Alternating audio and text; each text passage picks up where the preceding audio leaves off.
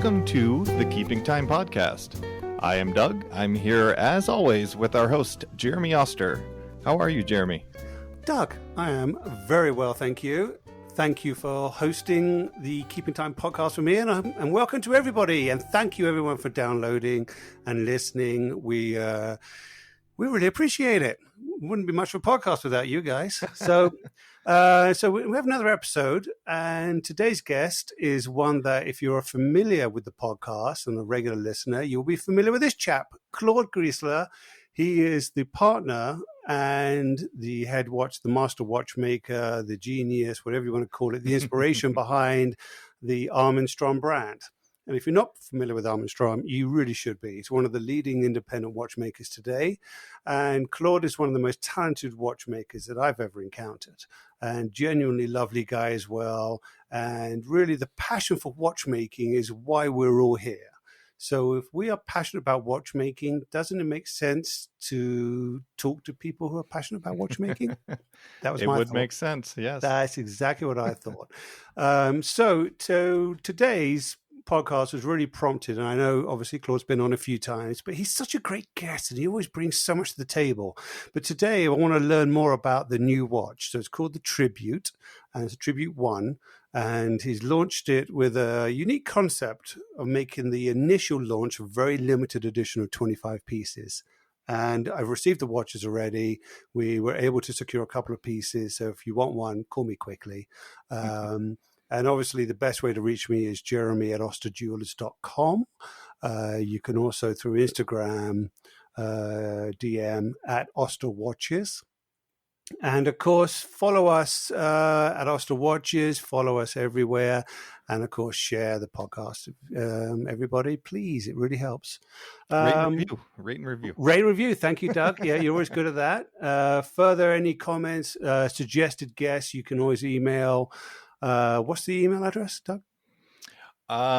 Keeping time at osterwatches.com. Perfect. .com. Excellent. Yes. That's it. All right. So I don't know. I don't really have anything else to say other than bringing on the guest, but a quick comment on the industry. Things are really, really fun these days, I've got to say. Things are opening up here in Colorado for sure.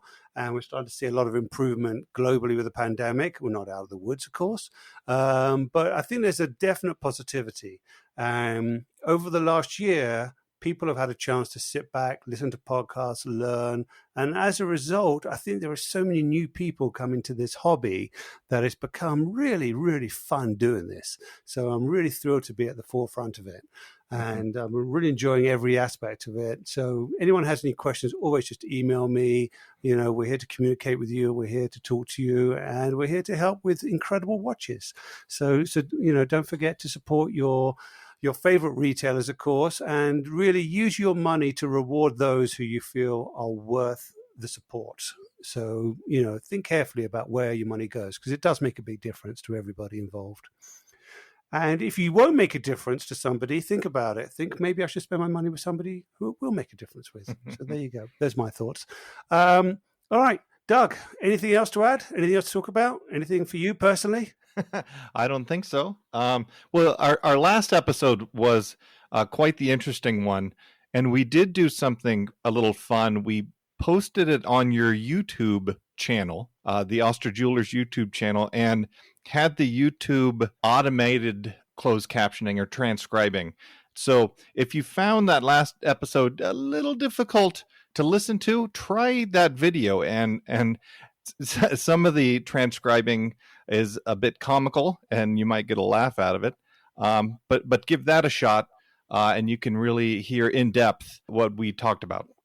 Excellent. Now, are we going to do that going forward for every episode, Doug, on YouTube, or is it just going to be the more difficult sort of translatory ones? Well, we'll see. We'll see what kind of response we get. If that's something folks want from us, let us know, and we can continue it. It's Great. Not hard. Yeah, we'll get it up there. Good, excellent. All right, and then you've been getting more and more into watches yourself, haven't you, Doug? So what have you been wearing? I saw a picture you posted. You were wearing something, a small English company. Yes, Fairer. It's a DTC, direct-to-consumer company, but it is Swiss-made, but a British brand. And I really enjoy their watches. It was fun. I was at the ballpark got a nice a nice shot of the watch over the green grass on a sunny day. I thought that was a nice shot. Cool. And yeah, I think they're cool watches. There's a lot of fun watches out there. So yeah, it's just a great hobby to be involved in. You don't have to spend thousands and thousands of dollars. Right. You can, it could be the more affordable. And the key is everybody find what really is going to motivate you to be happy with your watches and enjoy every aspect of it. And if you take the ego out of it, I think you can think more clearly, because a lot of watches today have become commodity watches, which I'm really not into. It's like, it's not a question of showing off. Are you buying it for investment? What are the reasons you're buying it for? Right. And the money is, especially when you spend a lot of money, is very important. I understand that. But make sure you're buying watches for the right reasons as well. So that's my final plea. All right. That said, let's get to the good stuff. Yep. I have no idea what we're going to talk about today, but I've got a feeling it'll be excellent, because it always is with Claude, one of my absolute favorite people in the industry. So Doug, let's get him on board. Yep. Let's get him. Excellent.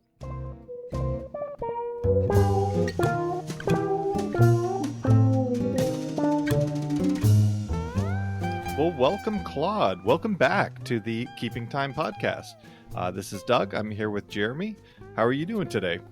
I'm doing good. Thank you. Nice to be in the podcast again. I think you're going for a new record, aren't you? You want to be our record guest appearance podcast. That's definitely my goal, to be number one. at least once in my life, to be number one somewhere. That's it. So is that the real inspiration for this new piece? You're like, if I can get one new piece out this year, I can get back on the podcast and then we'll be good. Exactly. That was my goal. Very, very smart. I like it. Lofty goals indeed. But you have achieved it, my friend. You have achieved it with the new watch. And we're going to dive straight into this new watch, because this is obviously a really interesting piece. And it kind of rounds out the collections from Armin Strom in such an immensely beautiful way. So if you haven't seen the new watch, first of all, pictures will be up on the blog, of course. So you can go to osterjewelers.com and look at the Keeping Time blog down there. You'll see pictures along with this. You can also go to our Instagram page, which is at Oster Watches, and there'll be a post there for that. And of course, Armin Strom's website has some really good pictures. And Claude, I got to say, I think you did a lovely job on your website of describing the technical beauty of this watch, what you've achieved, and everything else. But let's get into a little more detail about it. So first off, before I stop talking, so you can talk, a kind of an overview. So you now have the main sizes you offer are the 43 millimeter, which were kind of like the original collection, and I believe the Resonance. And then you got the Resonance Pure coming in at 42 millimeters, correct? And then the Gravity Equal Force coming in at around 41 millimeters. And then this new piece gives a 38 millimeter option, a more elegant sort of dress look. So with that said, the name of it is Tribute. Claude, tell us why you called it Tribute. We called it Tribute because it's a tribute to classic fine dress watches, and on the other hand, it's a tribute to the haute horlogerie, to the hand finishing, the very classic inspired movement design. That's the reason why we called it Tribute, because it's a tribute to this. Yeah, let's say to the dress watches, because there was we haven't done a dress watch before, and the dress watch is a bit inspired by, of course, by vintage watches, because I think that everybody knows that the dress watch got maybe a bit lost in the last few years by doing just big sizes, crazy complications, and things like this. So we definitely wanted to come out with a very classic, nice-looking timepiece. Very good.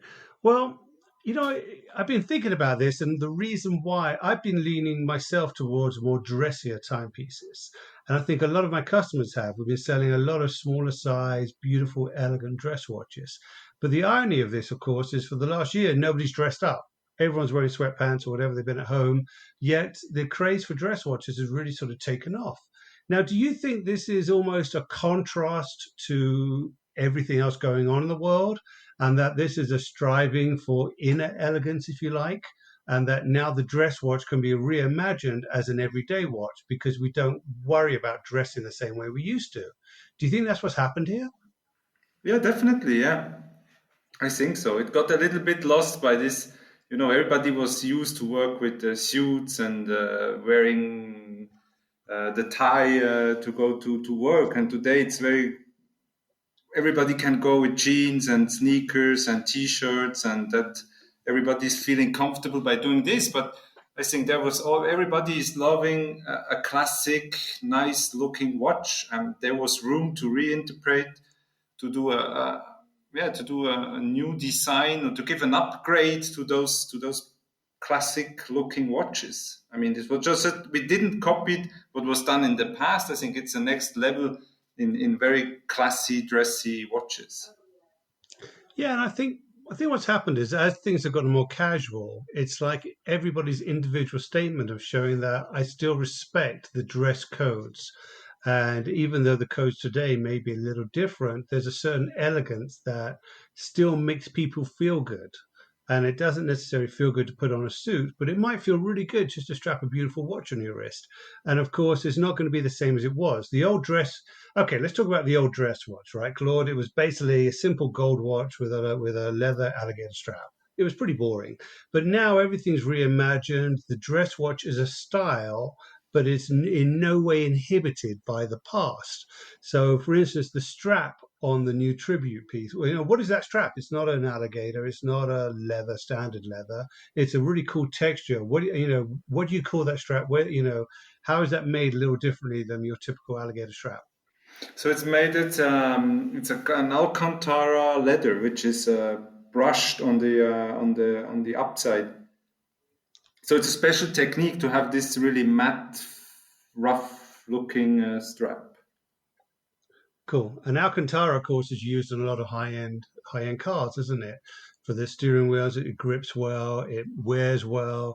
It's got a very nice hand to it. It feels good as well, and it gives it a kind of a nice casual, dressy feel, but without feeling imposingly dressy. So it kind of gives a lot of flexibility. But let's talk about the actual watch itself. So first question for you is the name Tribute, of course, we know what that is. But is this going to be the first in a series of tribute watches, or is this one is a tribute to dress watches and the tribute series is now done? No, it's the first edition. It's called the first edition, actually. It's limited to 25 pieces. We have a special dial color. It's called the black ore dial, which is a very dark gray color. And as a plus, we do offer even a white gold bridge, which holds the barrel visible on the dial side with a mirror polish finished. So it's white gold mirrored polished bridge, which is visible on the dial side. So to make it even more special, to launch the piece, the first edition, I think it's definitely a hot piece to get. Definitely. Now, the white gold bridge, does that enable you to polish it a little differently than you would do the regular steel bridge? Does it have a different sort of glow to it at all? Yeah. So first of all, we haven't really mirrored polished gold before. We were used to polish gold for bezels, and but never used gold in a movement. It's very difficult to use. It's a completely different technique to really flat polish the gold, because the gold is even softer than brass. So the easiest material to mirror polish is steel, because steel is a very hard metal. So it's much more easy to polish. And then brass is hard, but I would say gold is the biggest challenge, is to really nicely mirror polish gold. And as I told, it's a tribute to watchmaking, and therefore, I mean, gold was often used in very classic pocket watches.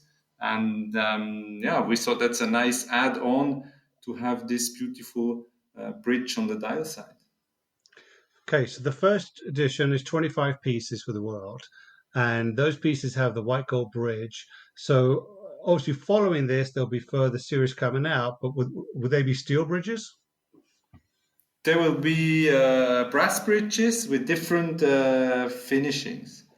So different type of they will not be mirror polished. They will have either straight graining or matte finishing or whatever. So, but the white gold bridge is something we do only make for the first edition, which is limited to 25 pieces, because we really do invest in this. In producing the white gold bridge, in finishing the white gold bridge, and that's something we cannot offer for the whole series, because it actually takes hours and hours and hours to polish to finish the bridge, and therefore we are very limited to do it. And we said, okay, let's do it once a year when we come out with the new model, with the new watch. That's something we would maybe even for the next watch we would offer in the first edition. A white gold bridge, but really limited to the first edition. Very good. And it was obviously very well received. The press loved the watch. Everybody seemed to love the watch. Very few coming to America. If anyone's interested in purchasing one, call me very quickly. And that's not a joke. Call me quickly. We just received our shipment from Claude. Thank you very much. So I have seen the watches as well. They're beautiful.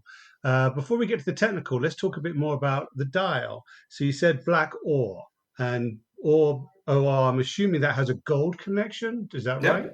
Yeah. It's a galvanic treatment. First of all, it's a galvanic treatment, so it's not a PVD treatment. It's a very unique galvanic coated color. It's a very warm, dark gray, unique color. It really has a good look. So where does the ore part come in? Where is that? Is that mixed in with the treatment, with the surface treatment, or is that actually below the surface treatment? That's inside of that's part of the galvanic treatment, yeah.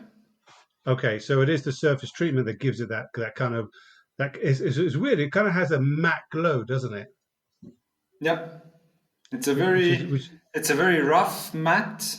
Let's say it's between a tremblage, which would be done by hand engraving, and a regular matte finish, and it's something we do in between the two. Not to be too rough, and on the other hand, not to be. If it would be just a very let's say a very light sandblasting, we wouldn't get that touch out of it. And actually, the touch fits perfect to the strap. You know, we have this. It comes like a unit, a monochrome unit. You have this gray strap with this Alcantara leather, a bit rougher than an alligator, and then this really nice finished dial. Lovely. And then on top of the barrel is printed right there, 100 hours power reserve, which is quite impressive, isn't it? So now is that all off of a single barrel? Yeah, it's a single barrel. It's but it's not a standard barrel. It's called the motor barrel. So if I can explain it in an easy way, it's just we inverted the way a regular barrel works. So instead of winding up the barrel itself, we do wind up the axe, so the inside of the barrel, and which makes so by the end it's very difficult to explain, but at the end of the day the transmission of the energy is much more stable than in a standard barrel. Right. So I think you mentioned to me that there's an additional wheel on the inside, exactly, in the center axle to the drivetrain. So can you try to give a little bit more of a layman's more in-depth sort of technical knowledge without being something that only a watchmaker can understand? Yes. So the biggest challenge with all barrels so the barrel is the part which is visible on the dial sign, housing the mainspring. And the mainspring gives the energy to the gear train. And the challenge is to have the gear train as consistent as it gets to the gear train. And so what we did, we actually improved the guiding and the transmission of the energy. Something similar, a little bit similar to what we did in the gravity equal force. But the fact that it's a manual winding, it's a bit slightly different. But at the end of the day, it's all about timekeeping, it's all about making the watch more precise. And therefore, it's a big benefit, especially when you have such a big barrel, which provides 100 hour of power reserve, which is quite unique for a manual winding 38 millimeter case. And so it's a re-engineered barrel guiding. Now, through that 100 hours, are you getting a very stable rate throughout? Yeah, yeah. Actually, this is maybe this is the Swiss way of saying how many power reserve it has. Actually, we have more than 100 hours. We have 110 hours, but during 100 hours, we have a very, very stable timekeeping. So actually, when you measure the watch, it would even go a bit longer than the 100 hours. But during 100 hours, we have the perfect timekeeping. Oh, wonderful. So, so from a watchmaking standpoint, I mean, did the inspiration for this come from an older pocket watch that you'd seen? Or is it an approach that has been used before? Yeah, it's definitely was used in some of the pocket watches. There was a different reason why they used it. They used it when, especially when the mainspring wasn't built as good as they are built today. They often broke, and when the mainspring broke, the shock went to the gear train and could damage some of the wheels. And that was one of the reasons. Especially the American watchmakers, they inverted the construction of the barrel. And today we can even take more benefit out of it because these mainsprings do not break anymore because we have different steel alloys that we use today. So our mainsprings are very, very long living for hundreds of years. And so there is no chance that they will break. But the benefit is really is this guiding, and this is what makes the hand winding unique. And the cool thing actually is when you wind up the watch, you can see the barrel turning on the front side. So the barrel is really moving during your winding up the watch. You can see how the housing of the barrel is turning. Very cool. How many do you know? Do you have an idea how many turns it takes to wind it for a full 100 hours? Because that's obviously twice as long as any normal watch. Did you have to wind it for twice as long? That's something I don't know exactly. That's something I have to figure out. I don't know exactly. Okay. I'll play with the one in the store, and I'll get back to people. If you have a question, just ask me, everybody. So this is it's a beautiful watch, absolutely beautiful, and the case again has been further refined and simplified. Yet it has all the elements of Armin Strom about it. Do you already have a vision for the introductions you're going to be putting out there over the next 2-3 years? Because I've seen you, Claude. I've seen you see something that inspired you, and then your watch comes out 2 or 3 months after that. So, is this something now where you're still looking for the next inspiration, or do you already have the next pieces in plan? Of course, the fact that we had during Corona crisis, we had to stay home. I spent much more time in the office. Was a bit more quiet than maybe other years, and we worked really hard in to come out with a new entry, with a few more entry for us entry level watches. Because when we launched the Resonance, that was almost 5 or 6 years ago now, that completely changed the way we develop or the way we improve in timekeeping. Because what we have achieved with Resonance by synchronizing 2 movements in one watch, that completely changed the way how we innovate in watchmaking. And after the first Resonance, we came out with the second one. We came out with the dual time. Had a lot of success with Resonance. We had almost too much success with Resonance because we were also known for a very good value versus price entry level collection. But the success of Resonance made that we didn't really improve in this collection. But thanks to Corona, thanks to having more time in the factory, we really were rethinking the whole entry-level collection, which is today called System 78, because myself and Serge, we are both born in 1978. and we always wanted to have a wider range of watches. This is why we now have different sizes, we have different models, and there's a lot of cool things coming, definitely. I think there are very few watches on the market that offer real technical brilliance, aesthetic beauty, and value at the same time.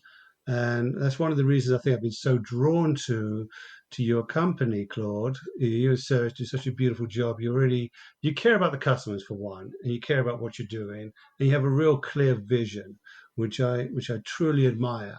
Um, what I've come to find out is if you think of most of the brands, they're all coming out with new products, and I call them products because they could be lovely watches, and this is not taking anything away from them. They're great, but they're mostly model extensions, line extensions.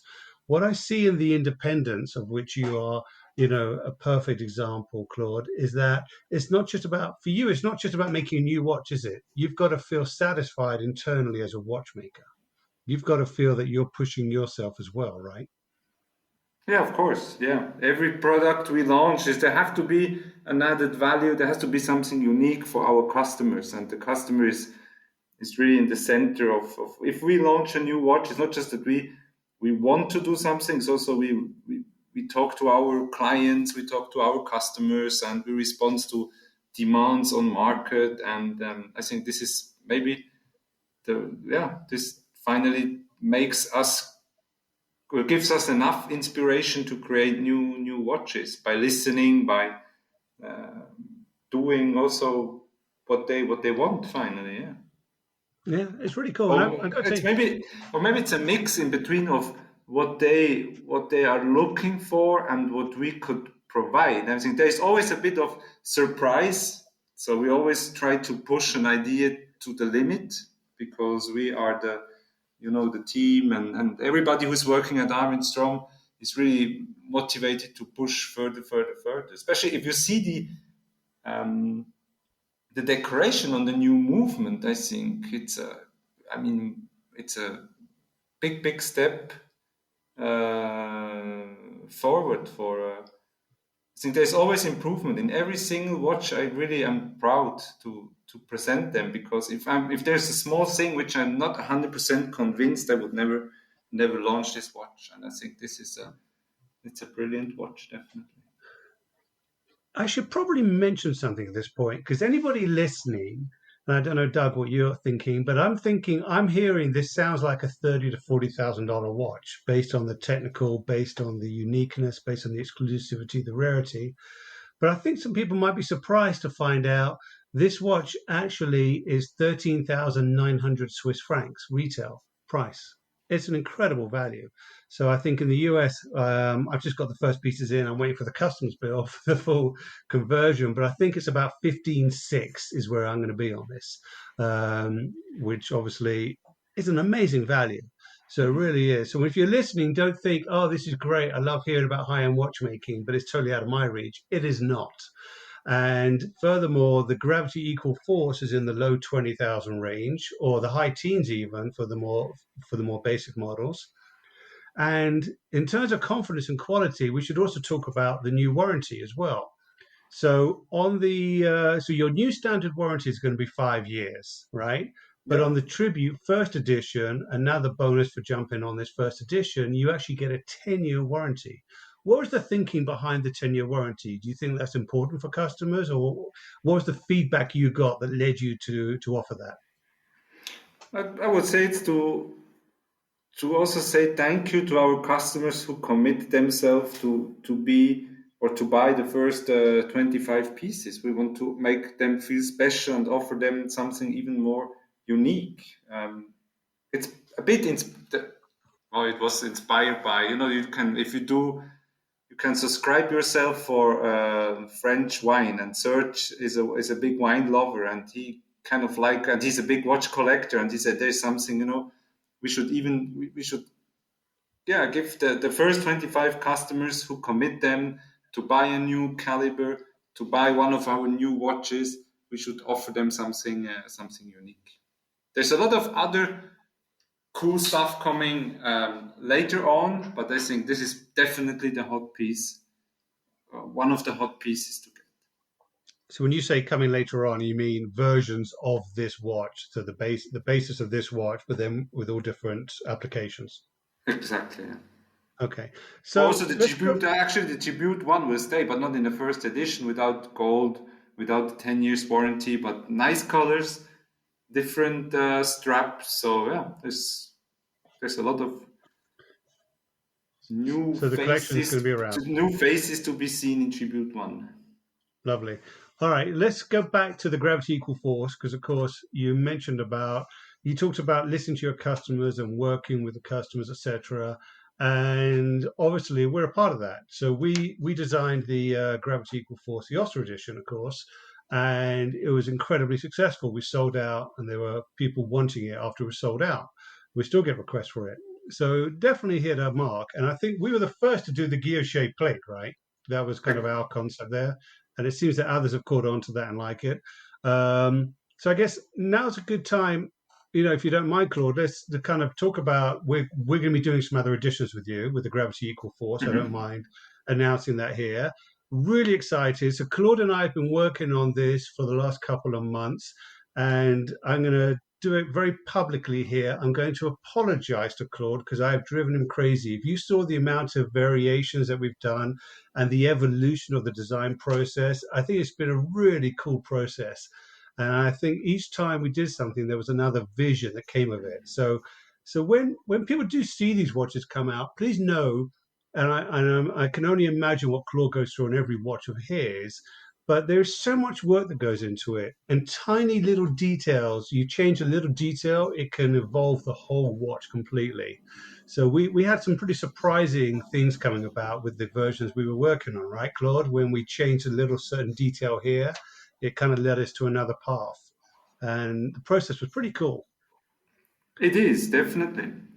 It was a cool process. And I really enjoyed to work with you, because I also can learn a lot from your experience as a retailer and as a watch collector. I mean, I'm a watch geek, watch nerd. I can draw watches for hours and hours and hours without getting bored. This is not the issue. But what I felt with the relationship we have, we always push, because sometimes you feel that you go back, you go a few steps back, but the process we have, or the watches we designed together, they were always becoming better and better and better and better. And once, I think both of us, we say now it's finally we achieved what we wanted from the beginning. But sometimes that needs time. This is part of doing watches, and which is the nice thing about developing, about designing, about doing new watches. And I'm really looking forward. By the way, I sent you first pictures yesterday from the first trials. We don't say what it is, but it's amazing. But of course, I have a different opinion than both you and Kari on this. I like the other one, number 2. Yeah, something we have to work. Something we have to still work out. No, but they are both really. That's really a small detail which we don't agree, but that's maybe the smallest. But we don't want to say which one will be the final edition. But the concept we all agree on, and it's pretty cool. Amazing. It was a bit of a challenge, but I kind of saw something I wanted to try. And what I love about working with you, Claude, is that it's like everything is possible. It's the complete opposite of the rest of the Swiss watch industry, with other exceptions, of course. But with you, everything is possible, and you love the idea of pushing forward with it. And so I really appreciate that whole thing. But I'm really excited about it. So keep an eye, people, on the upcoming launches. Hopefully we'll be fairly close, but I'd like to I think they're a little bit of a departure from what's been done. So I'd really like to wait till there's a finished product before we truly unveil it. But I think they'll be very well received. There'll be obviously limited edition series, but there'll be 3 different versions, it looks like at this point, and totally different than the one we already did. But I'm really excited about it, Claude. So it's going to be fun. It's going to be fun to do. So what do what do you see as being, because for you, you've still got a small factory. Let's go, okay, before I ask that question, let's go back to the factory. So, what is your capacity now in terms of manufacturing? I mean, obviously, a resonance takes a lot more out of the capacity than making one of the simple manual wine watches. But in terms of capacity, where are you as a factory? How has that been impacted by other suppliers or through COVID? And tell us where everything's at. So last year we were around 250 pieces, no, almost the same that the year before, even during a Corona crisis. So we could hold the 250 pieces. Most of those 250 pieces are, of course, resonance watches, mirrored forced resonance, pure resonance, and dual time. What we did, we hired a few more people, especially in the decoration. Decoration is a bit our bottleneck. And so we definitely going to increase the number of watches. We don't going to reduce number of resonances because there's a huge demand in resonance. But we hired more people during Corona crisis to be able to finish or to increase with System 78. Definitely. Now, how is it in terms of hiring? Because is it harder to hire now? Because surely, I mean, the watch industry is on fire. So I'm assuming that every watch brand is looking to add watchmakers. So is that a challenge, or how do you go about that? Where do how does that process work? We are a small factory, and we are 22 people today, and out of the 22, we are 14 watchmakers, and watchmakers which are from the area, which have learned their profession in the area, and they have a huge network within other watchmakers. And it's more like mouse to mouse. When we are looking for a new guy, we don't hire it via a newspaper or a web page. It's just that we send some messages out to friends which we do know that they are maybe have the same philosophy, that they have the skills. We even follow them on Instagram. We see what they're doing, and then this is the way how we hire people. It's more from mouse to mouse, and letting people know that we are looking for somebody. And for most of the watchmakers, it's a dream to work in a manufacturer who is able to develop, to produce the parts, to do the decoration in-house, the galvanic treatment. It's a full process. Most of the bigger watch companies which are in our area, they either assemble movements, but they don't produce them, or they even get the fully assembled movement and they just have to put dials on it, hands, and do the encasing. But to see the product from the very beginning, from the idea to the final product, it's something very, very unique. All right. So to elaborate that, if for anybody that hasn't been to a watch factory, most of especially the bigger brands, it is very much menial work. People are trained to do one job pretty much, and they'll do that for a while. They'll then switch to other things, but you spend the whole day pretty much doing very limited amounts. So from what I'm hearing, it's a much more exciting opportunity if you're an ambitious watchmaker to go work for someone like Claude. So that gives you an edge, I guess, on hiring. What about pay? I mean, do you have to be, obviously you have less watchmakers, so I'm assuming you can probably afford to pay a little bit more than a brand that's producing hundreds of thousands of watches a year. It's almost the opposite, because we have just next to us is a big brand from Swatch Group. We have another the strongest brand in the Swiss watch industry, producing movements in the same town. And but it's not it's not only about salary. I think it's not only about money, because that's what the feedback what I have from my people is, if they said, if I wake up in the morning and I'm really excited to go to work because it's like a small family, and I feel that I'm part of the family. I feel that I'm part of of every single watch. That makes me feel special, compared to if I go to a big factory with 2,000 other people working in the same building, and just you are not part of the watch. But at the end of the day, if the company is producing 1 million watches a year, then it's if you're not there tomorrow, there will another guy being doing what you did before. But in Armin Strom is a bit different, because every watchmaker who does the engraving or does polishing or does the assembling. They are part of of every single watch, and this is what makes them feel special. Very cool. So the process is, it sounds like the process is obviously rather different. So the way Armin Strom will make a watch. So how did you go about designing kind of the process? Because every brand I've seen whose factory, there are little differences here and there. There are differences with when they do quality control, this and that, and the other. So do you still have people doing all the finishing of the parts first, and then it goes to the watchmakers, or do the watchmakers do a lot of the finishing themselves? We have a team who is doing decoration. That means they do the finishing of every single part. They are watchmakers, they are trained watchmakers, but if they come to the company, they start by doing the decoration, by learning all the skills to polish, to do the Geneva stripes and all kinds of different techniques. And then after a training of roughly 6 to 10 months, it depends on how good the watchmaker is, or then they decide if they want to go more into assembling or if they want to go more into creative part, more into decoration. And this is something which we normally decide together after the first half year, where we see also where his strengths are. There are people, mostly, especially men, they more into assembling, adjusting, regulation of the movement, setting up the resonance. So they're very into technique things.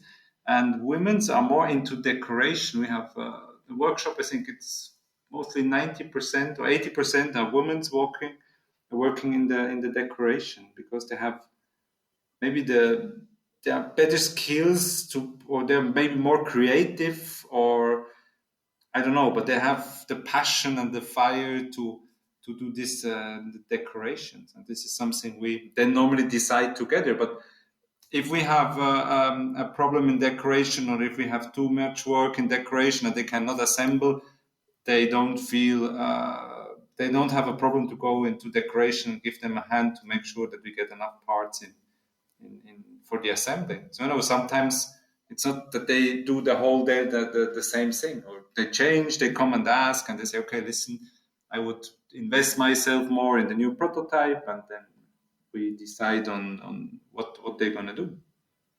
Very cool. So when they're doing the finishing, do you want to keep to a very strict, this has to be done this way, or is it like, I want it done this way, but you have a little bit of freedom to put your own personal touch on it? It's a team effort. What we do normally is if we develop a new technique, there's everybody involved. There's myself, I'm involved in thinking about how we could do, the people who are in decoration, the watchmaker who do the assembling. We even challenge each other. Sometimes we do just, let's say we have a new technique, or the gold bridge was a good example. We had 4 or 5 people working on the gold polishing with different techniques in different workshops. And after 2 days, we were sitting together. We were talking about the results to see how finally we could get this perfect polishing. That's the fun part of doing watches, or our watches, let's say. So, but at the end of the day, they have to respect a little bit, because in the 25 pieces, we don't want to have them too different. Once we have set the standard and everybody agrees on the standard, then we try to do it as close as possible. But of course, the fact that it's handmade, there will always be a slight difference from one watchmaker to the other. That's lovely. That's lovely. So it's a true collaborative effort with a unified vision towards a beautiful goal. And I think you're achieving that goal without question. What do you find now? And I don't know if this is as a result of the pandemic with the supply chain or whatever it is, but what do you find is the biggest challenge facing your company as you move forward? Today, it's, I would say, cases. We are really in trouble with getting good quality cases today. And that's maybe the most difficult part, because there are more and more, especially during pandemic, there were a few a few case factory, they had to close. They were Right. family owned. Maybe the 2 or 3 people already retired, and but for us, very good suppliers because they had a huge knowledge. They were really open to do very, very good quality. On the other hand, we have more and more, unfortunately, more and more companies ordering cases, dials, hands from China, which is also not easy for our local suppliers to stay in the game. And yeah, that's today's the biggest problem is to get the level. Maybe our idea of having a case finishing is also a very, very high quality, what we are asking for our suppliers. But that's today's the most difficult part. To get really, really nice made cases. We have 1 or 2 companies, they're still able to do it. They do, as you can see the result on Tribute 1, but we have to fight with them that they can increase their number of cases. That's something which we are talking to them now to see, if we come out with System 78, manual gravity equal force, of course, we will do more pieces. We have to figure out either do them maybe one day ourselves. There's just a small. We don't have enough space to add a CNC machine, but maybe one day. You might have to, yeah. And I remember, I apologize, I don't remember the brand in particular. I think I do, but I don't want to say it. But I remember there was a brand that had a very good introduction. This was going about 10 years ago, and everyone was excited about it. We had pre-orders galore, and they couldn't deliver. And I remember talking to the CEO. I'm like, seriously, I've got hundreds of thousands of money tied up in this, waiting. I don't want to give back the deposits. What's going on? And he told me quite frankly, he said, the case maker we're working with also supplies the cases for Audemars Piguet for the offshore and Hublot for the big bang. He said, we're a pretty small company. He said, there's such pressure on the case manufacturers to supply the big boys first because they throw so much money at them that it's really, really hard. And is that the experience you're finding as well, that you're competing for the attention of the case makers with other brands who are also having the same issues? Definitely, yeah. That's a problem of the small companies with small numbers, and a very, very high quality standard. If there's Louis Vuitton entering to the case maker and they are asking for 20,000 cases in a lower quality, which are more easy to produce, and my annual book is full, then of course, even if Armin Strom has ordered, they will put you somewhere in between, and then they are not 100% focused on your quality level, and that's a big issue in the watch industry, especially for small brands. One reason is that, and why we do our hands ourselves today. We have ordered them from a supplier, but since maybe 4 years now, we do every single hand is made in house because the quality wasn't good enough in our what we were asking to do the hand make, the guy who did the hands. So that's the reason why we did them ourselves. We have now a very, very good supplier for dial with Kari, who is very flexible. He's a friend, but if you have a friend, then everything changes. And we have a very, very strong, good relationship. And Kari owns a dial factory. And the reason why he bought this dial factory, because he was focusing on the same problems. He couldn't get his dials in time. He has even lower number than we have, and that was the reason why he had the chance to purchase this small dial company, and now he's working with a few other independent watch brands and providing them 10 pieces or 20 pieces or 25 pieces for a special edition. So why don't you, Kari, and a couple of others get, all band together and form your own case company so that, screw the big boys, you got your own? That's a good question. Okay. I don't know. The problem is a bit that, if you work, we have the case is different than the dial, because case you have gold, which is involved, you have platinum, you have stainless steel, titanium, carbon fiber, bronze. So a lot of different metals. And today you have there's one guy who is really strong in gold because the technique of polishing and finishing and it's maybe different than steel. And then the guy who's doing steel is not very good in titanium. And then you have to go to another guy who is more into titanium. And that's maybe the biggest challenge. If you do if you would do your own cases, it's very difficult to handle all materials and all different techniques in polishing and finishing, and that's maybe the biggest issue.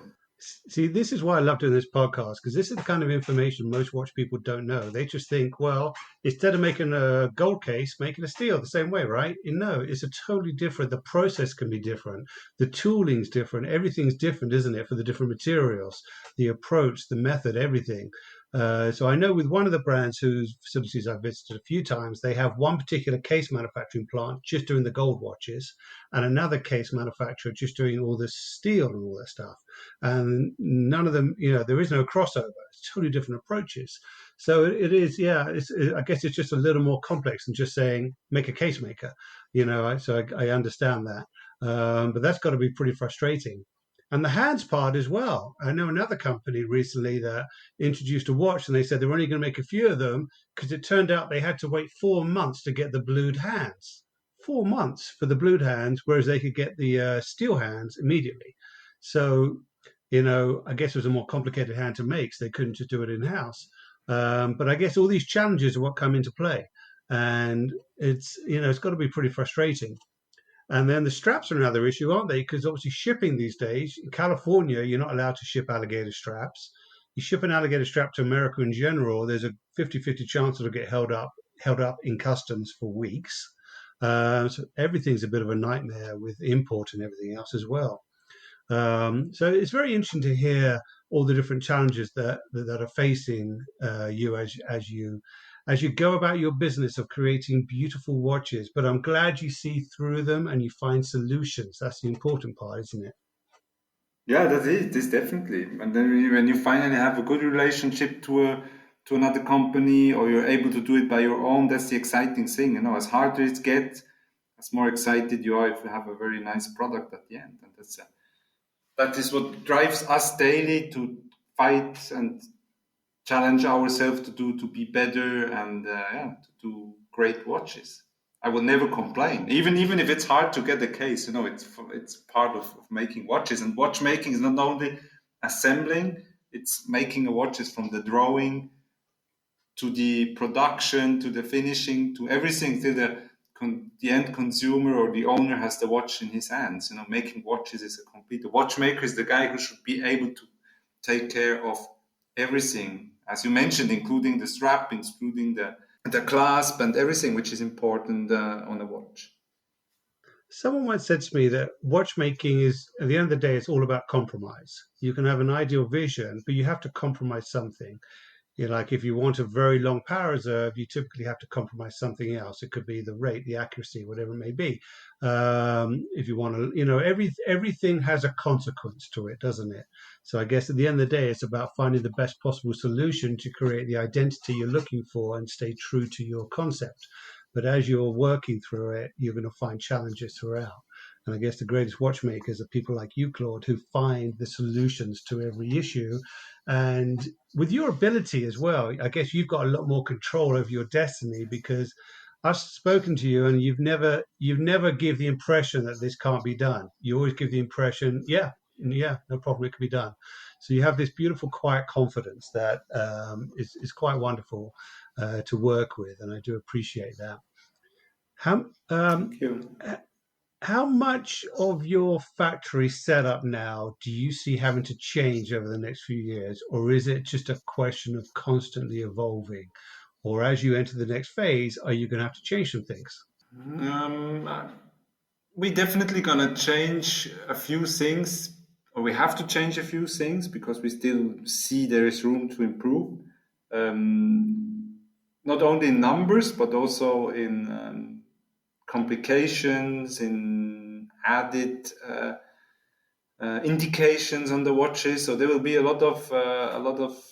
few changes, let's say. So the base will be always the same, but we will definitely work on new production ideas, like hands. If you do already 250 hands is a huge challenge. But if we want to increase a bit the numbers in System 78, we have to almost open up our own hand production, not maybe a bit more industrial than the way we do it today, with the same finishing and the same appearance of the hands. That's definitely something. Cases is something we consider to do. It's just that the investment is not easy, so it would be a huge investment. But let's say we already talked to a few other friends to see how we could maybe improve or maybe do a production together. Excellent. So very exciting future. And it sounds like the collaborative approach has been very interesting over the last few years. I think it's such a lovely sort of juxtaposition from the big brands, because the big brands are very much sort of anti-collaboration. They try and close out people. They try and stop other people doing stuff. Whereas the independents, it seems like you all want to help each other. You don't see each other as competition. You see each other as complementing each other. That's what I've seen from the kind of the outside. And I think it just creates a really, and I think that's probably why there's so much interest in the independents today, because you can feel there's a genuine passion and a genuine value in the watchmaking know-how that comes out of you guys, and it's just phenomenal to see. I've really enjoyed working with you. Yeah, because I think most of the independent brands, our vision is based on true watchmaking, on the true value, on adding something in the movement. And I think if you want to push something further, you have to be open to listen to other watchmakers, to take benefit of collaborations in between us, and we all fight for the same values in the watch industry. And I think if we regard all the numbers, the small numbers we do, I mean, there's no competition in between us. We maybe could compete all the independents to the more industrial watchmaking, but in between us we are all a bit different. We all have similar visions, different looks, but same values. And this is what makes the independent watch industry very strong. And I never really felt that there's a competition, that people do not talk to each other, or there's maybe one guy who doesn't talk to other watchmakers, but there's only one. And all the others, they feel really open. Even if we do a watch show, we always drink a glass of wine at the end of the day, or we have dinner together with same customers, and it's really. You have to text me privately who that one is. I think I know who it is, but you have to text me privately. All right. Well, Claude, I know it's getting late for you in Switzerland over there, and I don't want you staying up too late, because I want you in the factory tomorrow morning, bright and early, doing your creative best. Claude, thank you again for joining us. You are now the record holder of the most appearances on Keeping Time, so congratulations. And the award for that, the prize, is absolutely nothing except you know it. But the prize for our listeners is that you've really shared some immense knowledge. My goal with this podcast is always, from a personal level, to try and learn something from every episode. And I've truly learned from this one. I think it's great insight into the manufacturing side of things. So I hope people have really enjoyed listening to that. And Claude, I'm just so excited about working with you, always have been, and I think the future has never looked brighter for Armin Strom. Congratulations on the new piece, and thanks for all the fun we've had working on the collaboration, and I can't wait to unveil the new pieces. Thank you. Thank you. So that's another great episode that I've really enjoyed. Thank you, everybody, for downloading. As you know, if you like this podcast, please share it with your friends. Please share it with everybody. Word of mouth is the key. And if you can tell a couple of people, it'll really help let people learn about these great brands like Armin Strom and what we're doing here. So thank you. Thank you, everyone, for downloading. Claude, thank you. Doug, thank you. It's another great episode in the books.